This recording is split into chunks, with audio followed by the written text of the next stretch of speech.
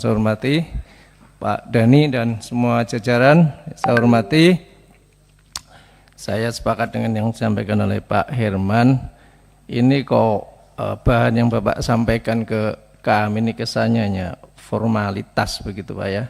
Sama sekali tidak memberikan informasi yang kita harapkan, apalagi kalau ada yang kita kaitkan dengan kasus yang sedang meledak dan viral itu, yaitu kasus korupsi lah yang menyebabkan kerusakan lingkungan saja. Itu dari kerusakan lingkungan ya, menurut ahlinya nilainya 271 triliun. Ini kan kayaknya belum bicara tentang berapa sesungguhnya timahnya gitu ya, yang seharusnya masuk ke kas negara ya selama ini kalau nggak salah 7 tahun Pak ya. Sementara saya baca laporan Bapak ini kinerjanya pendapatan aja 3 tahun terakhir cuma berapa ini, 14, 12, 2023 malah menurun begitu drastis.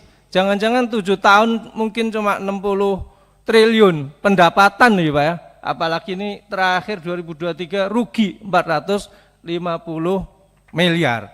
Jadi memang kita ini butuh gambaran Pak, sebagaimana tadi disampaikan oleh Pak Herman, posisi BUMN PT Timah itu di mana? Penambang liar itu di mana? Jangan sampai BUMN ini ada di ketiaknya penambang liar gitu. Gambarannya sangat sedikit. 271 triliun itu baru kerusakan lingkungan sekali lagi.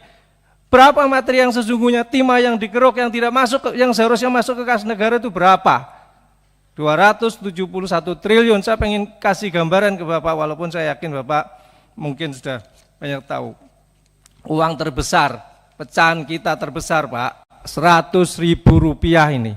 1 nolnya 5, 1 triliun, 1 nolnya 12. Jadi kalau 1 triliun diperupakan ratusan ribu ini ada 10 juta lembar.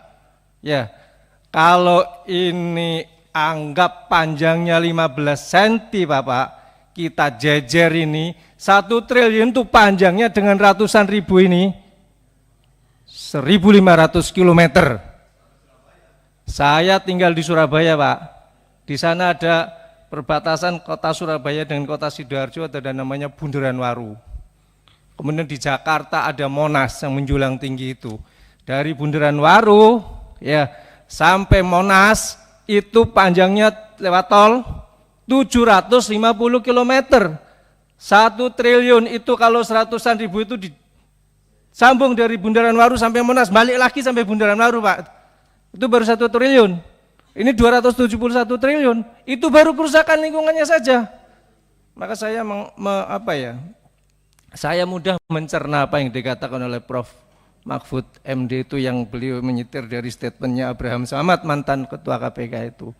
Andai tambang-tambang kita ini dikelola sesuai dengan konstitusi, pasal 33, ya Undang-Undang Dasar Negara Republik Indonesia tahun 1945, maka setiap kepala rakyat Indonesia nggak usah kerja dapat 20 juta per bulan. Begitu besar Pak tanggung jawab Bapak ini, ya, untuk mengelola tambang kita ini, ya, untuk menerapkan GCG dalam arti yang sesungguhnya, ya, bukan sekedar sebagai slogan gitu ya.